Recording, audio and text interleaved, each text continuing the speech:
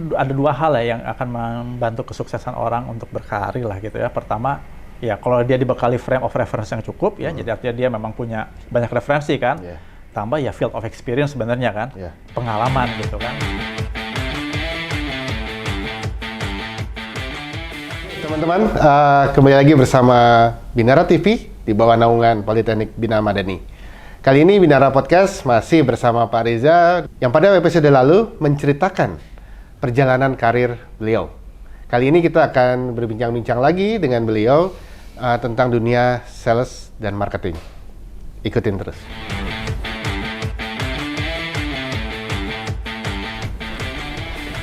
Oke, Mas Reza. Oke, kita mulai lagi nih. Siap. Masih seger ya? Oke. Kita langsung aja nih, Mas. Oke. Mas Reza ini praktisi di bidang sales dan marketing. Betul. Nah, ini masih kalau bagi kami yang awam di bidang sales marketing ini masih suka baur nih, bingung nih. Sales marketing itu apa sih sebenarnya bedanya? Karena sama-sama jualan kan. Nah, tapi sebenarnya apa? Kenapa harus dibedakan? Mungkin bisa jelaskan dengan yang sederhana. Sederhana aja ya. Gampangnya sih gini ya, kalau sales ya penjualan kan. Jadi artinya saya menjual A ke orang tertentu gitu kan. Kalau marketing itu pemasaran ya, artinya itu lebih melekat pada bagaimana kita berusaha memasarkan produk yang akan kita jual gitu loh. Memasarkan ya, bukan menjual loh. Beda itu soalnya. Jadi kalau memasarkan tuh lebih pada memberi value buat produk yang kita ciptakan gitu loh. Saya ambil contoh misalnya pecangkir inilah ya gitu ya. Kalau saya berusaha jual tuh saya akan bilang, Mas mau beli ini nggak? Ini harganya 200 misalnya. Tapi kalau saya mau memasarkan ini gitu kan, itu lebih pada ini cangkir ini punya bentuk estetis akan menambah tingkat kemewahan rumah Anda. Memberikan label, memberikan value. Jadi yang nggak cuma sekedar cangkir buat minum, tapi ini cangkir ini bisa memberikan atau meningkatkan tingkat kemewahan rumah Anda gitu. Nah itu marketing itu sebenarnya gitu loh. Tidak ada sangkut pautnya dengan penjual. Penjual itu adalah hasil akhirnya sebenarnya gitu loh. Gitu. Berarti kalau bisa dibilang ini kan bahasa kasarnya sederhananya marketing itu memikirkan bagaimana suatu produk mempunyai nilai lebih. Sales bagaimana produk itu diambil oleh pihak lain secara benefit. Gitu kan. Kurang lebih seperti itu. Berarti sales itu kan orang yang tadi Mas Reza bilang di episode lalu canvassing, jalan-jalan, itu berarti jualan ya? Jualan. Ke lapangan langsung, menawarkan itu jualan. Nah, ini sekarang gimana cara kita membangun mental menjadi penjual yang baik? Karena gini, mungkin bisa dibilang kalau sales itu karena ke lapangan, naik motor panas-panas, terus juga ketemu orang, malu, ya kan? Ada hal-hal kayak gitu pasti banyak. Sedangkan kalau marketing kan kita di kantor berpikir. Padahal kalau bisa dibilang lebih secara penghasilan mungkin sales karena bonusnya gede gitu ya. Saya pengalaman nih. Nah gimana maksudnya cara membangun mental kita sebagai seorang sales yang baik? Karena banyak yang saya pikir masih malu-malu lah menjadi sales. Buat saya pertama gini, manusiawi ya, kalau malu-malu itu kan, atau nggak pede, apalagi kalau baru pertama kali kerja nih, teman-teman yang baru lulus, kemudian diterima sebuah perusahaan jadi tenaga penjual gitu kan, ketemu customer tiba-tiba keringat dingin, gitu kan, gemeteran. Menurut saya itu wajar lah. Jadi satu hal yang perlu diingat bahwa jualan itu atau jadi sales itu sebenarnya salah satu job description ini kalau saya suka bilang ke tim saya gitu ya, salah satu job desk Anda itu adalah ditolak customer. Salah satu job desk? Betul. Menarik nih. Iya, karena kemungkinan itu akan selalu ada, Mas. Sehebat apapun barangnya yang dijual gitu kan, sehebat apapun Anda punya skill untuk menjual, akan selalu ada peluang untuk Anda ditolak sama customer. Karena banyak hal lah ya gitu. Tapi itu harus ditanamkan dulu bahwa salah satu job desk kita adalah emang harus siap ditolak gitu loh. Siap ditolak. Gitu. Karena pada prakteknya ada banyak sekali faktor yang berperan untuk memastikan kesuksesan seseorang untuk bisa menjual ke pihak lain, gitu loh. Banyak faktor gitu kan. Kita udah prepare A, B, C, ya bisa aja kan tiba-tiba hari itu misalnya customer Anda lagi dilanda kesulitan finansial gitu kan, nggak bisa closing jualan juga gitu kan, kasarnya kan. Atau misalnya Anda berusaha menjual sebuah produk, itu stoknya masih ada, ya nggak bisa jual juga gitu kan, sama juga gitu loh. Tapi mungkin yang menarik gini, sebenarnya kalau saya boleh ngomong sedikit lebih detail ya soal apa sih sales, apa sih jualan gitu kan. Banyak orang salah kaprah, jualan tuh apa sih? Oh, jualan tuh kalau saya menjual produk ke pihak lain, itu namanya saya jualan. Sebenarnya kurang tepat kalau buat saya. Jadi sales itu adalah lebih pada kita menjual ide kepada pihak lain sehingga akhirnya pihak lain itu membeli ide tersebut. Menjual ide? Iya.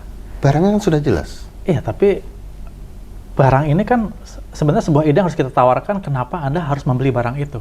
Saya ambil contoh gini. Misalnya Mas Dendi pemilik toko gitu kan. Saya jualan apa? Let's say cangkir ini tadi lah ya gitu kan. Katakanlah gitu kan. Kalau saya datang dengan narasi adalah, Mas mau beli cangkir ini nggak?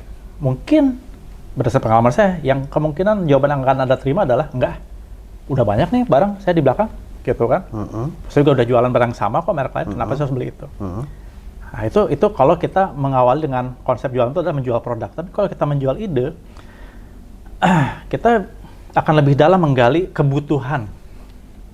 Kebutuhan counterpart kita gitu kan. Mas Dendi gimana? Tokonya rame ya? Gitu kan? Oh rame gitu misalnya gitu kan. Berapa misal penghasilan per harinya? Ya kurang lebih 10 juta lah gitu loh. Mau nggak saya naikkan penjualan tokonya Mas Dendi dari 10 juta jadi 15 juta? Tertarik nggak dengan ide itu? Kemungkinan besar orang pasti bilang, oh gimana caranya? Nah itu yang saya maksud dengan ide. Nah ini ada caranya nih. Kita punya produk nih, memang cangkir, tapi ini beda loh. Cangkir ini kelasnya lebih lux misalnya gitu kan, lebih mewah gitu kan. Memang harga di atas, tapi ini bisa memberikan keuntungan lebih buat tokonya Mas Dendi misalnya gitu. Tertarik nggak? Kebetulan kita lagi ada promo misalnya gitu kan, untuk customer baru kita berikan misalnya potongan sekian %. Gimana? Tertarik nggak? Itu kan sebenarnya kita jual idenya, bukan kita jual produknya sebenarnya. Produknya itu adalah, saya akan bilangnya apa ya? Ya medianya sebenarnya. Tapi gini, memberikan tadi ide-ide tadi, sebelumnya kita bicara perbedaan marketing, ide-ide kan berarti sama dengan value tadi yang kita berikan. Berarti sales, tanda kutip, quote unquote, hanya kepanjangan tangan marketing. Bisa dikatakan seperti itu? Nggak seperti itu juga, karena balik lagi ya, kalau marketing itu, pemasaran itu kan memberikan value buat produknya. Jadi gampang gini, kalau sales itu kan lebih pada counterpartnya adalah customer yang belum tentu pengguna produknya. Saya ambil contoh tadi kan, pemilik toko belum tentu gunain produknya kan, atau gini deh yang gampang, produk makanan kucing misalnya, ya kan? Sales menjual produk makanan kucing itu ke toko pet shop kan, tapi apakah konsumennya si pemilik toko pet shop? Bukan dong, penggunanya pasti kucing gitu kan, nggak mungkin manusia gitu kan. Nah, sebagai tenaga penjual kan kita memberikan menjual ide kepada pemilik toko itu bahwa dengan dia membawa produk yang kita tawarkan, itu akan memberikan keuntungan spesifik atau keuntungan tertentu buat si pemilik toko, menambah turnover tokonya dia, menambah profit keuntungan toko dia dan sebagainya. Itu tugas sales, meyakinkan customer atau si pemilik toko misalnya gitu kan. Tapi kalau marketing, dia lebih pada memberi value buat produk itu kan, karena nanti berkaitan dengan penggunanya gitu kan. Langsung tujuan ke pengguna. Iya. Itu hal yang sama juga kalau langsung ke pengguna akhir. Iya. Misalnya ke pengguna cangkirnya. Ya. Turun juga sales orang seperti itu. Iya. Berarti sebenarnya kalau kita boleh membuat semacam kayak tingkatan, mana sih yang lebih penting, marketing atau sales? Buat saya gini, marketing itu adalah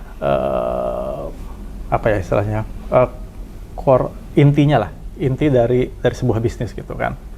Jadi Anda mesti bayangkan bahwa ada produk atau jasa atau apapun itu yang berusaha dijual oleh tenaga penjual, sales gitu kan. Kalau secara esensi itu tidak ada marketing value-nya, itu pasti akan sulit buat seorang tenaga penjual untuk menjualnya. Karena kalau kita ngomong pemasaran itu, atau marketing lah ya, biar gampang istilahnya marketing gitu kan, itu juga sebenarnya menarik juga gitu loh. kita mengenal kalau teorinya sih ya gitu kan, which is itu saya yakin itu juga praktikal juga. Teorinya itu adalah ada tahapan-tahapannya kan untuk sebuah produk itu menjadi bisa laku dan bisa diterima sama penggunanya. Yeah. Sebutnya orang sering bilangnya adalah brand funnel gitu kan, atau funnel karena seakan-akan kayak saluran gitu loh. Jadi pertama itu kita harus membangkitkan awareness orang dulu. Awareness maksudnya supaya tahu dulu kan. Yeah. Kan nggak bisa kita tiba-tiba ngetok rumah orang bilang ini saya mau jualan ini, tapi dia nggak tahu ini barangnya apa, brand apa, siapa yang bikin, gunanya apa. Itu yang kita sebut dengan risk awareness gitu kan. Itu tahap pertama gitu kan. Kemudian dari awareness itu harus setelah awareness itu harus membangkitkan rasa untuk orang mau mencoba gitu loh. Oke. Sebelum akhirnya nanti di tahap paling akhir itu adalah orang tuh mulai menggunakan produk yang memang kita mau pasarkan sebenarnya kan. Even di tahap selanjutnya adalah pada akhirnya orang itu akan mengadvocate akan menyarankan produk untuk digunakan ke orang lain gitu loh. Nah, itu sebenarnya yang pentingnya konsep marketing di situ sebenarnya, memberikan value tadi sehingga di setiap levelan marketing funnel itu semua itu bisa tercapai objektifnya gitu loh. Kalau itu udah bisa diciptakan, itu akan lebih mudah buat tenaga penjual untuk menjual sebenarnya produknya gitu, end produknya. Jadi kalau tadi bagi pertanyaan lebih penting mana? Kalau saya harus milih kan, karena nggak boleh bilang sama pentingnya juga nggak bisa. Kalau boleh milih, menurut saya sih marketing itu lebih krusial ya, lebih kritikal gitu loh. Karena itu yang saya bilang tadi di awal. Marketing itu secara prinsip itu dia yang memberikan value terhadap sebuah produk atau sebuah jasa atau apapun itulah ya. Karena kalau tanpa value itu, kecuali Anda menciptakan satu barang yang belum pernah ada lah di dunia ini gitu misalnya gitu kan, yang punya benar-benar unik, dan itu different story. Bahkan dalam kasus seperti itu pun sebenarnya udah ada value-nya juga kan, uniqueness gitu kan. Tapi kalau kita ngomongin secara umum, ya memang harus dikasih value-nya dulu. Kita tadi ambil contoh cangkir gitu kan. Cangkir is cangkir kan, dimanapun orang cuma tahu cangkir untuk minum kopi, minum teh, selesai gitu kan. Tapi value apa yang kita bisa tanamkan ke produk itu, gitu loh. Itu nah sekarang kalau balik ke buat berpesan kepada anak-anak muda, proses tadi Mas Riza lakukan dari yang paling bawah, dari sales segala macam. Menjadi seorang marketer pemasar, perlu memahami penjualan, sales, dan sebaliknya. Perlu. Orang yang sales sebaiknya juga memahami marketing. Secara ideal perlu, kalau menurut saya. Secara ideal, karena saya mungkin ambil contoh juga sedikit. Banyak sekali perusahaan-perusahaan consumer good yang besar, multinasional. Itu kan biasanya kalau umumnya kan kalau perusahaan itu kan mereka selalu membuka lowongan untuk lulusan yang baru selesai kuliah gitu kan, manajemen trainee lah. Manajemen trainee gitu kan. Itu hampir seluruh perusahaan yang saya tahu ya, yang besar-besar itu apapun background Anda ya, mau nanti akhir di regulatori misalnya gitu kan, atau di marketing, atau di finance even ya, di accounting, ketika masuk jalur manajemen training itu pasti itu tahap awal aja dicemplungin di dunia sales. Untuk mengetahui bagaimana kondisi. Karena penting kan, yang tadi saya bilang, realita di pasar itu penting sebenarnya. Berarti tidak salah kalau dibilang orang sales itu jong petobak perusahaan kan? Karena dia mencari tahu bagaimana kebutuhan masyarakat untuk disampaikan kepada perusahaan. Jadi jangan kira kalau karena saya seorang accounting, saya nggak perlu tahu lah ke sales pasar. Jangan salah. Misalnya ketika Anda berkarir di perusahaan snack misalnya, di mana pelanggan Anda banyak toko-toko kecil gitu kan. Mungkin tidak semuanya, contohnya lah ya, tidak semuanya mungkin ngerti mengenai masalah perpajakan, misalnya faktur pajak apa segala macam, status perusahaan harus PKP, non PKP, itu kan ada rate yang berbeda-beda kan. Anda harus tahu seperti itu kan, untuk menjalankan pekerjaan Anda lebih baik gitu sebenarnya. Jadi itu yang saya lihat sih begitu, hampir di seluruh perusahaan-perusahaan besar, multinasional apalagi gitu kan. Ketika ada program manajemen training ditawarkan, itu hampir pasti, jadi nggak usah kaget ya buat teman-teman saya yang baru lulus, kok saya dipanggil perusahaan ini jadi manajemen training, loh kok saya disuruh kerja jadi sales ya gitu kan. Karena memang ada tujuannya. Baik. Supaya tahu, supaya ngelihat realitanya seperti apa sih kita di pasar. Betul. Gitu. Nah sekarang gini, kalau tadi dicontohkan, kita menjual cangkir, barangnya jelas, ada produknya. Bagaimana dengan yang dijual tuh jasa? Tadi kan ini memberikan ide, saya ketika membeli barang cangkir, saya keluar biaya, keluar duit, saya dapat barang. Nah kalau jasa kan nggak jelas. Nah menurut Mas Riza gimana nih kalau orang yang punya kemampuannya di bidang jasa untuk menjual, untuk menarik kepercayaan si konsumen ya, target ininya gimana? Ada saran masukan? Oke. Sesuatu yang nggak kayak misalnya teman-teman di sini kayak ada yang jadi kameramen, kan jasa, ya kan? Yang dijual bukan kameranya, bukan gambar ya. Bagaimana dia membuat suatu karya video untuk Mas Riza. Tapi ketika itu Mas dia belum tahu kan bagaimana kemampuan dia. Nah itu gimana kita menjual jasa, kalau menurut Mas Riza? Ya oke. Sebenarnya jasa pun juga akan ada hasil akhirnya yang tadi dibilang kan. Misalnya ambil contoh dari kameramen gitu kan, saya kameramen profesional nih gitu kan, menjual jasa, tapi kan ada end produknya kan. Tadi kan karya video yang memang nanti akan diberikan buat saya misalnya gitu kan. Tapi kembali lagi yang saya bilang tadi bahwa sebenarnya jualan itu tidak selalu atau tidak hanya diasosiasikan dengan kita menjual produk jadi. Karena jualan itu, sales itu adalah menjual ide sekali lagi gitu kan. Itu harus jadi kata kuncinya. Jadi harus jadi poinnya adalah menjual ide. Menjual idenya sebenarnya kan. Kalau Anda misalnya tadi ya kameramen lah atau apa misalnya, ya tadi kameramen kan gitu. Anda harus memikirkan sebuah ide yang menarik, yang membuat orang tuh percaya bahwa jasa Anda itu akan baik gitu, akan bagus banget gitu loh. Saya ambil contoh, misal kalau kameramen saya agak kurang ini ya. Kita ambil contoh apa misalnya deh. Konsultan pajak misalnya deh. Baik. Misalnya gitu, itu jasa kan, gitu kan. Misalnya. Banyak dong konsultan pajak hari gini kan? Iya. Benar nggak? Gitu kan? Bejibun lah kalau kita googling pasti banyak kan, menerima ini segala macam.